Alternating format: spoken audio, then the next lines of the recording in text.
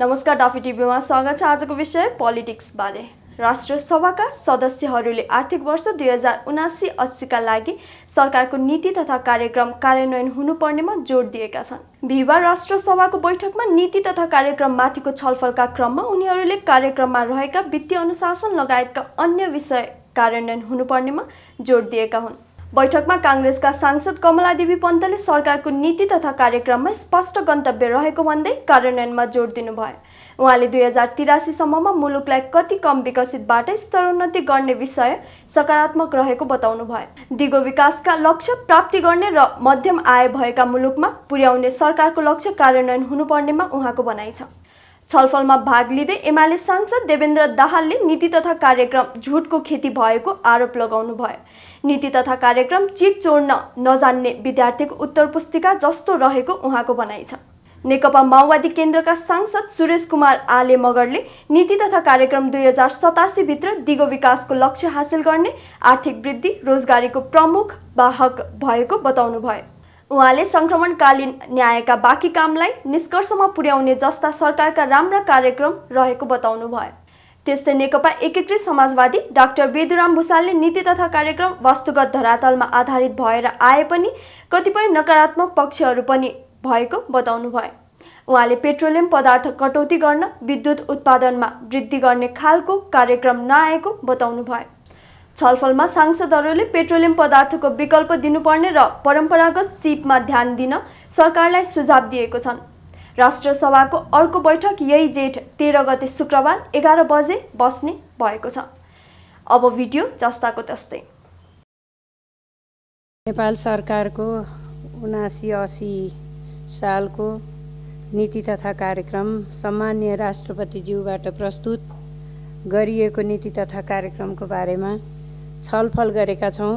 म सुरुमै अनुरोध के गर्न चाहन्छु भने सम्माननीय अध्यक्ष महोदय, सदस्यहरूले भनेका कुराहरू सरकारले गम्भीरताका साथ लिनेछ र यी कुराहरूलाई सकेसम्म बजेट आउँदाखेरि सम्बोधन गरिनेछ भन्ने मैले विश्वास लिएको छु। र सम्माननीय अध्यक्ष महोदय, सकारात्मक पक्ष छन् र म एउटा धारा यो बुँदा नम्बर 13 नम्बरलाई पढेर म यहाँ सुनाउन चाहन्छु। उत्पादन र उत्पादकत्व वृद्धि, पूर्वाधार निर्माण, खानेपानी तथा विद्युतमा पहुँच, मानव पुँजी निर्माण, रोजगारी सिर्जना, आय असमानता र बहुआयामिक गरिबीको दरमा कमी, दिगो विकास र पर्यावरणीय सन्तुलन, सङ्घीयताको सुदृढीकरण र सुशासनलाई प्राथमिकतामा राखिनेछ। यो समग्र यसै एउटै प्याराग्राफले समग्र मुलुकको समस्या सम्बोधन गरेको छ र सरकारको प्रतिबद्धता छ भन्ने मैले महसुस गरेको छु। र यो नीति तथा कार्यक्रममा सम्माननीय अध्यक्षज्यू गन्तव्य स्पष्ट छ। यसमा गन्तव्य केमा स्पष्ट छ भने 2083 सम्ममा अति कम विकसित मुलुकबाट स्तरोन्नति गर्ने। वास्तवमै यो नीति तथा कार्यक्रममा आएको कुरालाई सरकारले गम्भीरताका साथ लिएर यो गन्तव्य पक्रिएको हो भने यसलाई स्वागत गर्नुपर्छ। म यसलाई स्वागत गर्न चाहन्छु र कार्यान्वयन फितलो नहोस् म निवेदन गर्न चाहन्छु। 2087 सम्म दिगो विकासका लक्ष्य प्राप्ति गर्ने र मध्यम आय भएको मुलुकसम्म पुर्याउने। हामी निम्न मध्यम आय भएका मुलुकमा छौँ। हामी अहिले अलिक गरिबीको रेखा मुनि छौँ। तर यसलाई मध्यम आय भएको मुलुकसम्म 87 सम्म पुर्याउने जुन प्रतिबद्धता जाहेर गरेको छ यो नीति कार्यक्रमले, यो असाध्य सकारात्मक छ र म यसलाई स्वागत गर्न चाहन्छु। सम्माननीय अध्यक्षज्यू, आत्मनिर्भर अर्थतन्त्र निर्माणमा जोड, स्वदेशी उत्पादन र उपभोग अभिवृद्धि दशकको रूपमा जुन सरकारले यसमा ल्याएको छ, साँच्चै यसलाई चाहिँ स्वदेशी उत्पादन र उपभोग अभिवृद्धि गर्ने दशक कार्यान्वयनमा नै यसलाई लैजान सकियो भने यो अत्यन्त स्वागतयोग्य छ।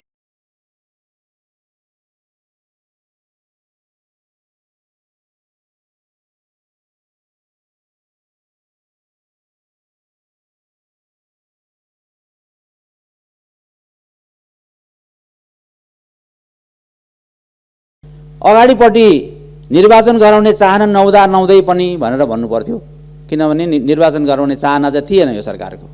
निर्वाचन त सार्ने बहाना अनेक बहानाहरू खोजिरहेको थियो, तर नेकपा एमाले लगायत आम जनताको दबावका बावजुद यो निर्वाचन सम्पन्न भयो। 5वटा बुँदामा स्थानीय तहको निर्वाचनको कुराहरू गरिएको छ र एकदमै सन्तुष्टि महसुस गरिएको छ। सन्तुष्टि महसुस गर्नु स्वाभाविक हो, किनभने धाँधली गरेर भए पनि जित्न सफल भयो। त्यसकारण सत्ता पक्ष त्यसमा पनि नेपाली कांग्रेसले यसमा सन्तुष्टि लिनै पर्छ। तर नेपाली जनता, आम नेपाली जनता यो निर्वाचनबाट पूर्ण रूपले सन्तुष्ट छैनन्, किनभने निर्विघ्नपूर्ण मतदानमा भाग लिन पाउने वातावरण बनेन।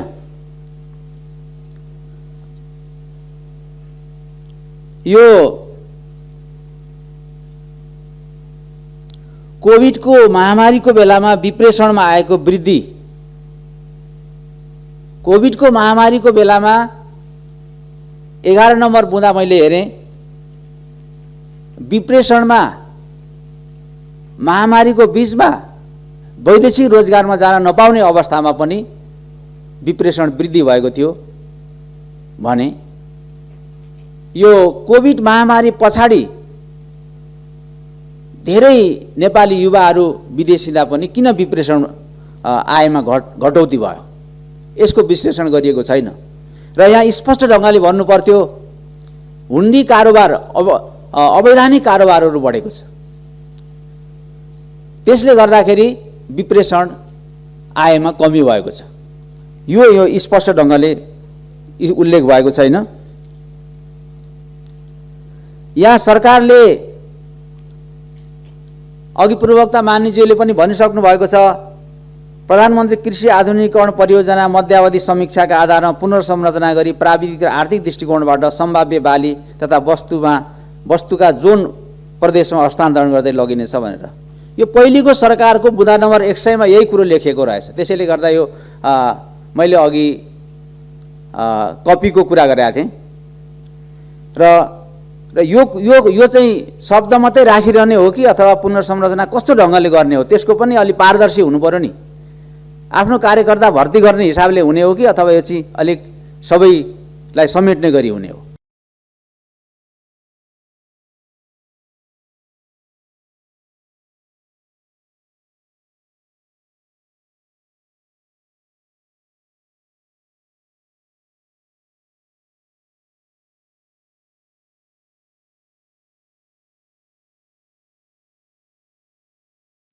प्रतिगमनका विरुद्धमा लोकतन्त्र संविधानको रक्षाको लागि देशको आवश्यकता थियो, नेपाली जनताको चाहना थियो।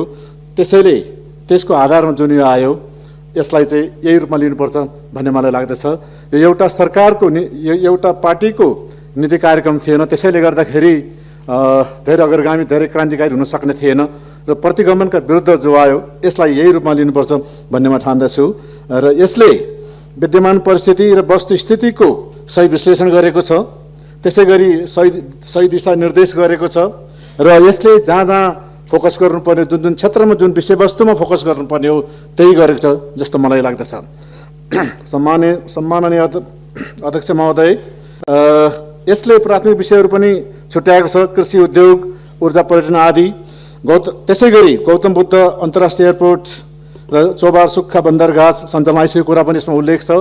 हुन त गौतम बुद्ध अन्तर्राष्ट्रिय एयरपोर्ट पूर्व प्रधानमन्त्री केपी ओलीले बनाउनु भएको रे, वर्तमान प्रधानमन्त्री शेरबहादुर देउवाले उद्घाटन मात्रै गर्नुभएको रे भन्ने मैले सुने। यो कुरो मैले भर्खर थाहा पाएँ। यो ढिलो ज्ञान आयो मलाई। यो ढिलो ज्ञान आएकोमा सम्माननीय अध्यक्ष महोदय म ठुलो चिन्ता व्यक्त गर्न चाहन्छु, धुरु रुन चाहन्छु, बलिन्द्र धारा आँसु चुहाउन चाहन्छु। त्यसै गरी यसमा थुप्रै उपलब्धिहरूका कुराहरू छन्, म त्यसतर्फ जान चाहन्न किनकि समय मलाई 5 मिनट मात्रै छ। 2087 भित्र दिगो विकासको लक्ष्य प्राप्त गर्ने आदि इत्यादि उद्देश्य यसमा छन्। त्यसै गरी धारा 13 मा अघि एकजना मान्यज्यूले भन्नुभयो जस्तै धारा 13 मा संक्षिप्त रूपमा र सशक्त प्रकारले सरकारले के प्रार्थना गर्न खोज्छ भन्ने कुरा यहाँ आएको छ, मैले त्यसलाई दोहोऱ्याउन चाहदिनँ। त्यसै गरी कृषिले आर्थिक वृद्धि, रोजगारीको प्रमुख संवाहक र पर्यटनलाई अर्थतन्त्रको गतिशील आयामको रूपमा विकास गर्न खोजेको यो नीति कार्यक्रमले प्रश्न पारेको छ।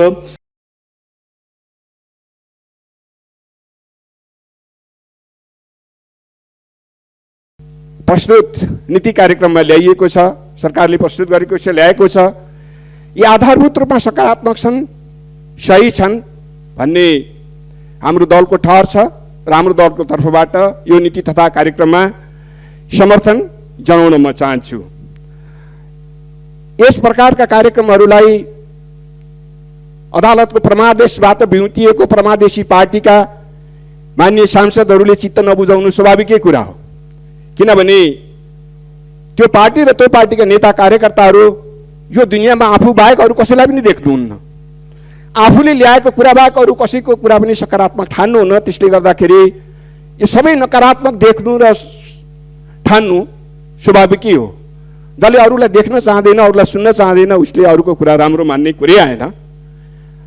तर म कमसे कम पनि मार्क्सवादको एउटा विद्यार्थीको हिसाबले के भन्न चाहन्छु भने मैले हरेक सारा दुनियाँलाई द्वन्द्वात्मक भौतिकवादी दृष्टिकोणले हेर्छु। सब ठाउँमा सकारात्मक र नकारात्मक दुईटै पक्ष देख्छु। गत सालको सरकारको नीति कार्यक्रममा पनि मैले त्यही दृष्टिकोण राखेका थिएँ, राम्रा पक्षको समर्थन गरेका थिएँ र कमजोर पक्षको आलोचना नै गरेका थिएँ। त्यो बेला पनि म सत्ता पक्षकै पार्टीको सांसदको हैसियतले प्रस्तुत भएको थिएँ र त्यही गरेको थिएँ र अहिले पनि म त्यही गर्न चाहन्छु। यो दुनियाँमा सबै ठाउँमा सबै कुरा राम्रो र सबै कुरा नराम्रो हुँदैन भन्ने मार्क्सवादी दृष्टिकोण सही हो, वैज्ञानिक हो, त्यहाँ त्यसरी नै हेर्नुपर्छ भन्ने म ठान्दछु र यो नीति कार्यक्रमलाई पनि म त्यसरी नै हेर्छु। र यसका मैले माथि उल्लेख गरेका सकारात्मक पक्षहरू हुँदा हुँदै पनि कतिपय कमजोरीहरू छन्, कमजोरीहरू रहेका छन्, त्यसलाई सरकारले आत्मसात गर्नुपर्दछ र सुधार गर्नुपर्दछ भन्ने म ठान्दछु। मैले देखेका ती कमजोरीहरू के हुन् भने सरकारले पुराना उद्योगहरूको पुनर्स्थापना गर्ने, पुनर्सञ्चालन गर्ने त भन्यो, तर नयाँ उद्योग खोल्ने नीति ल्याएन, नयाँ उद्योग खोल्ने कार्यक्रम ल्याएन। हामीले कृषि उपजमा आधारित उद्योगहरू खोल्नै पर्छ, त्यतातर्फ सरकार जानै पर्छ, जान खोजेन, यो कमजोरी हो। त्यसै गरिकन जडीबुटी हाम्रो नेपालको अर्थतन्त्र विकासका निम्ति एउटा राम्रो आधार हुन सक्छ। जडीबुटी खेती गर्ने, उत्पादन गर्ने, जडीबुटी प्रशोधन उद्योगहरू स्थापना गर्ने र जडीबुटीमा आधारित उद्योगहरू स्थापना गर्ने, त्यो दिशामा हामी जानुपर्छ। त्यसमा त्यो दिशातर्फ नजाने कुरा कमजोरी हो, त्यसलाई सच्याउनुपर्छ भन्ने म ठान्दछु।